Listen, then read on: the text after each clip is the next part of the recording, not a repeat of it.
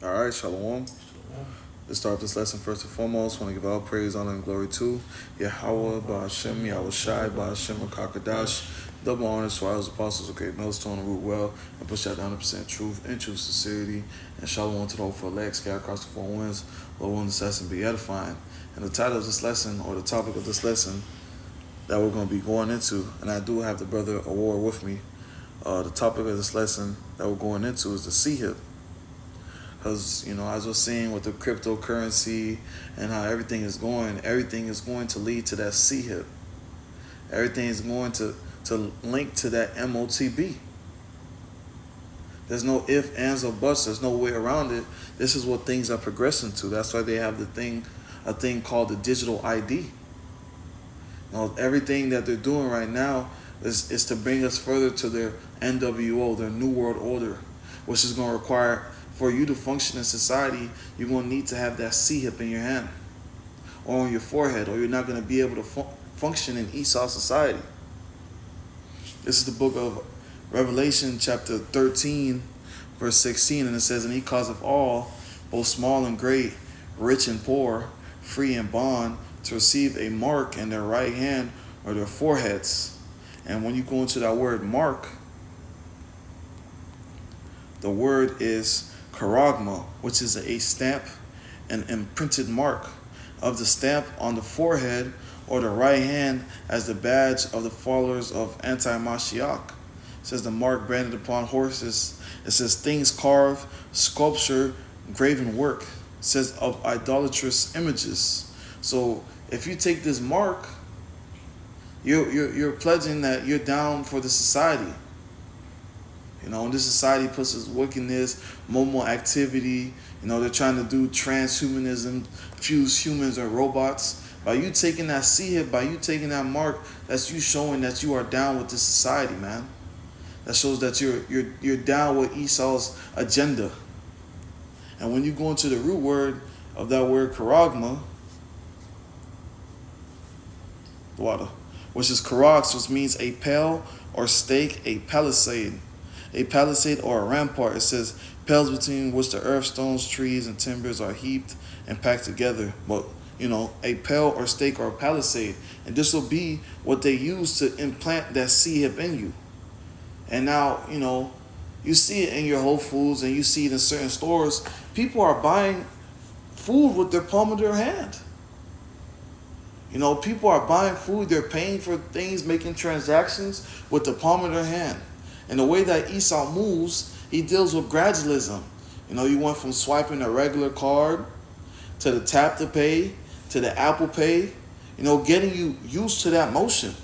So when that does come, it's not something that, is uncomfortable for you. It's something that you're just used to because you're so used to sticking out your card to tap.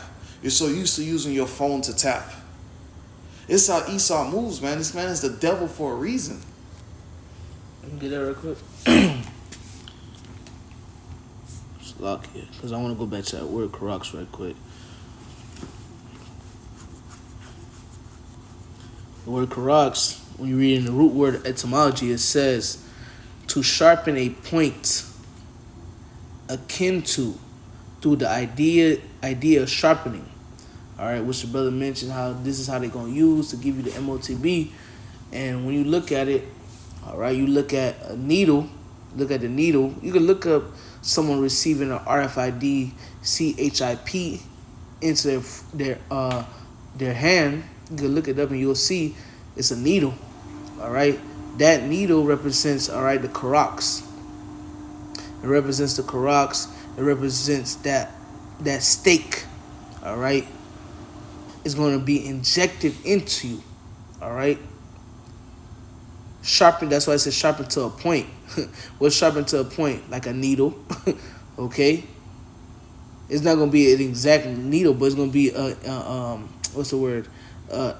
Object sharpened to a certain point to go into your hand, okay? To put that C-hip there, man. Okay? You're going to be injected with that C-hip. Okay? That's how they're going to do it, just to further edify that point. That's right. It's the book of was Deuteronomy 15. And this is the book of Deuteronomy chapter 15, verse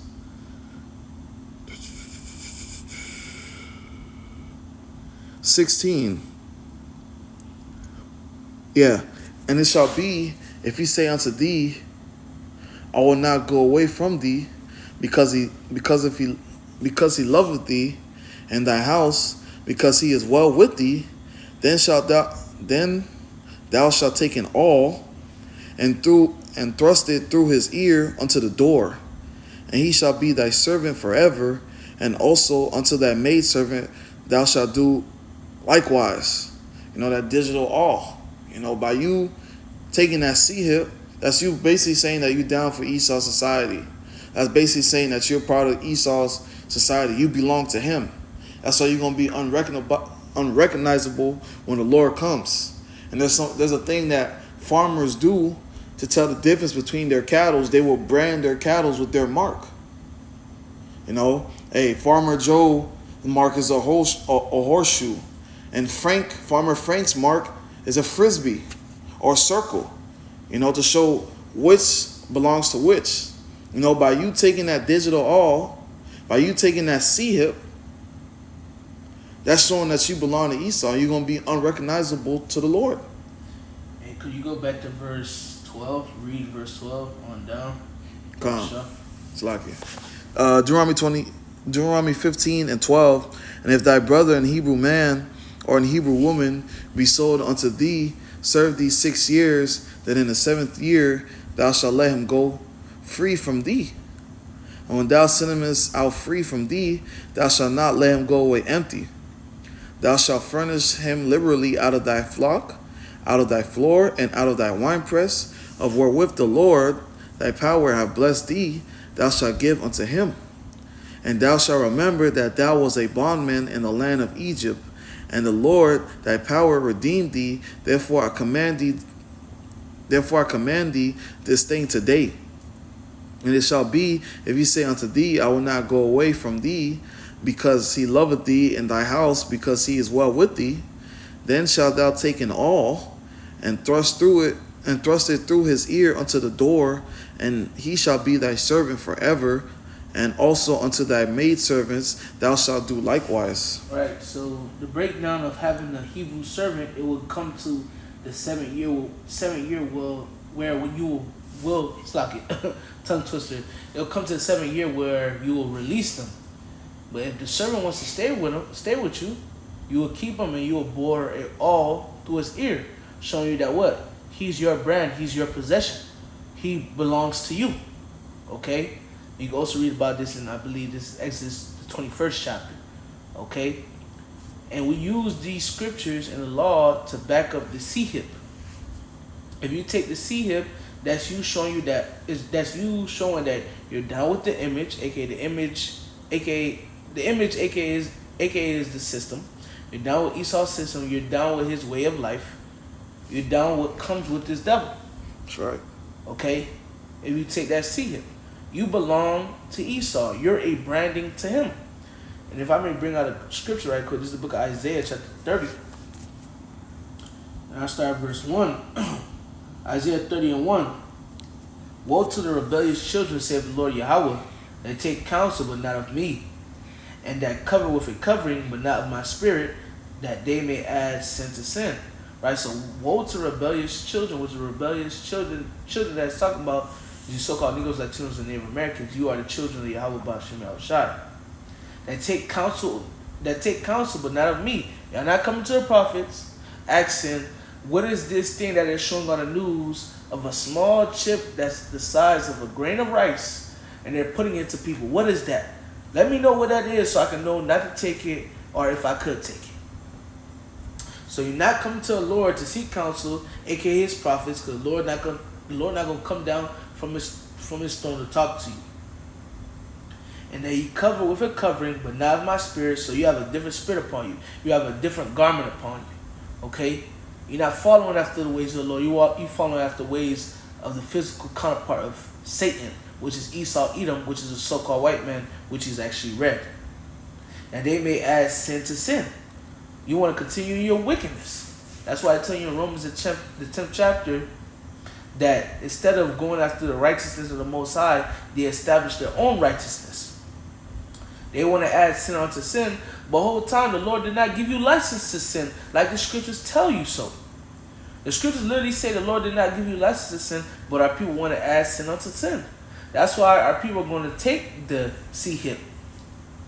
And a strong and a heavy majority of people that are going to take the C hip, they're going to know that they're Israelites. They're going to know that they're Israelites. They're going to know that they done heard about the C hip. They done seen us out there on the streets. They done seen us on YouTube, on different social media sites, on different websites. They're going to know. It's going to be individuals that actually confess out their mouth, I'm an Israelite. They're going to take the C hip. Okay? They're going to add sin onto sin. Okay? And the C hip is not sin. Okay? But if you do take it, you're going to receive a judgment. That's right. Okay? Because that's iniquity. Alright? Verse 2. That walk to go down into Egypt and have not asked at my name, at my mouth, to strengthen themselves in the strength of Pharaoh and to trust in the shadow of Egypt. So they walked down to Egypt. They walked to Esau. What do we have to do? What do we have to do to be okay, to continue to flourish in your society? And when did they do that the first time? In 2020. Oh, take the juice? Oh, we'll take it.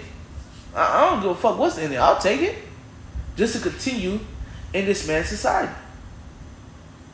And another thing too, the modern day Pharaoh is Esau Edom. Verse 3. Therefore shall the strength of Pharaoh be your shame, and the trust in the shadow of Egypt your confusion. So you trusting in the shadow of Egypt, you trusting in the different things that come with Egypt, man. Alright? Its philosophies, its beliefs, okay, and so on and so forth, its system. It's going to be your shame. That's right. Because if you worship the system, what does that mean you're going to do? You're going to take that C hip. Yep. And if you take that C hip, it's going to be your shame. Because when Yahweh shall return, you're going to be unrecognizable. Okay? You got it. I got another precept, but if you got something, you got it. I just want to go back to that Revelation 13 real quick and just finish the rest. Once again, Revelation 13 and 16, and he causeth all, both small and great, rich and poor, free and bond, to receive a mark, which we understood was the charagma, and the device to implant this mark is the karox, in their right hand or their foreheads, and that no man might buy or sell, save that he had the mark or the number or the name of the beast or the number of his name. So you're not going to be able to conduct yourself in this society without having that mark. Verse, you going to say something? Now, I was about to add on. That's why I tell you in the book of Isaiah 10 and 20, we shall not stay upon him that smote us. That's right. We shall rely upon Yahweh Ba'ashem Yahushua. Okay, because there's going to be a point of time, brothers, that we're going to be exiled in society. Yep. Okay? That's it. It's either this way or the highway. And we're going to be X'd out, and we're just going to need to trust in the Lord. That's right. Okay? Got it. Verse 18, here is wisdom. Let him that have understanding count the number of the beast. For it is the number of a man. His number is 603 score and 6, which is 666, which is that universal barcode. Yep. Barcode. Mm-hmm. Yeah, you say you had a precept? Yeah, Philippians 3 and 14. Okay. This is the book of Philippians 3 and 14. I press towards the mark for the prize of the high calling of the Most High in Mashiach Yahushua, which when you go into that word mark is stigma. Slaki, nah, it's Cypus. Hold on, Slaki. Make sure it's the right precept. You're looking for a Stice T Sigma? Nah. Oh, okay. Hold on, Slaki, brothers. 1 second, bear with me, Public Shaw. Where is it? I'm dealing with Apostle Paul.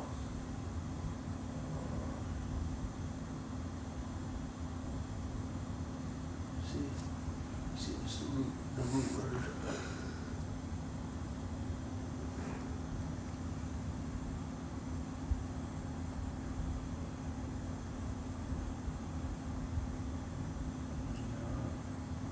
Here's Galatians, man. Salaki, brothers. Honestly. But yeah, like the brother was saying, hey, we're gonna be X'd out of society. These are the times that we're coming into. This is what comes with counting the cost. We understand that this devil's gonna cast us out of society. This devil's gonna come after us. This devil ultimately is gonna try to see hip people, as much people as he can. But hey, we're not gonna rely on Esau. We're gonna rely on the Lord. Just how the men before us, they relied on Yahweh Shem Shai. The scriptures say, put not your trust in princes or in flesh.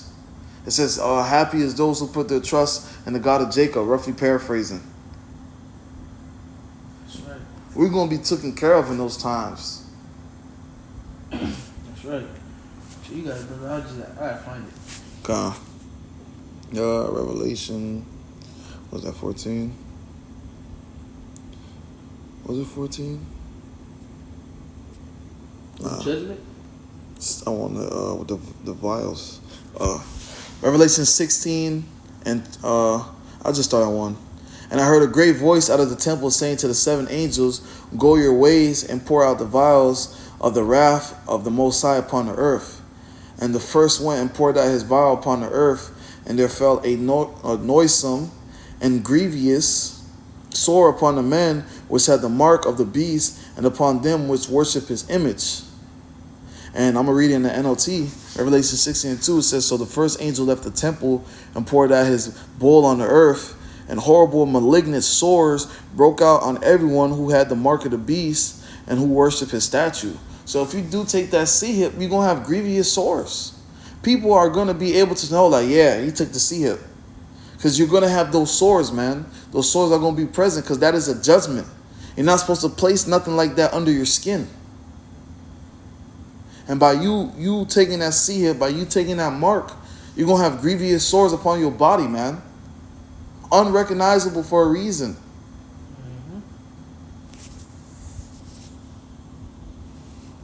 You found what you was looking for? I'm still trying to find it. And ultimately, it's a judgment for taking that C-hip, man. This is the book of Revelation, chapter 14, verse 9. And the third angel followed them, saying with a loud voice, if any man worship the beast in his image and receive his mark in his forehead or in his hand. And one thing, Jake like to say, oh, yeah, I'm going to just take the C-hip and I'm going to take it out. No, it doesn't work like that. Right. Jake always trying to finesse some shit. Once you take that C-hip, you through. There's no coming back from that, man. There's no coming back from taking that C-hip. Verse 10, the saints shall drink of the wine of the wrath of the Most High, which is poured out without mixture into the cup of his indignation. And he shall be tormented with fire and brimstone in the presence of the holy angels and in the presence of the Lamb. So that's just the judgment that's going to come for taking that C-hip. That's the price that you're going to have to pay for taking that C-hip. You're going to get judged in fire. You're going to get tormented in fire. Sorry. It's not going to be no quick and easy death. It's just tormented. You're going to get tortured in that fire for taking that C-hip. And it's very well possible the Lord might have it to where angels, messing with your head. Hey, why you took that C-hip, man? You should have never took that C-hip. It's very well possible that could happen. Mm-hmm. This is the judgment for taking that C-hip. That's right. It's lucky, brothers. I'm still trying to find it. If I don't find it, I'm just put it in the description box. Scriptures. It's lucky. I think it's in Galatians, though. You already read Revelation? Yeah, I did. That's why, with the time that we're in right now, it should behoove you to seek the Most High before it's too late. To establish a relationship with the Most High before it's too late. If you're lacking in anywhere, in any areas, I should say, ask for more faith. That's right. Hey, pray to the Lord to keep you in those times to come. Yep, which is going to tell you that the Lord going to keep us in the hour of temptation. That's right. But you got to stay in prayer and believe, And once again, brothers, I'm trying to find the scripture. I put in the description box, I believe it's the word mark. When you go into it, it goes into the word stigma, which that basically, when you read it and you go into it, I believe it's in a strong definition are in the outline in of the biblical usage. It talks about being what's the word, man? Recognized or something like that, man. Okay, if you take, we have the mark of the Lord upon us, so we recognize under the banner of Yahweh Ba'Shem Yahweh Shai. But if you don't have the mark of the Lord and you have the mark of Esau, you're gonna be under his banner, okay? Which Apostle Paul was talking about it. But Lord willing, I'll put it in the description box. But yeah.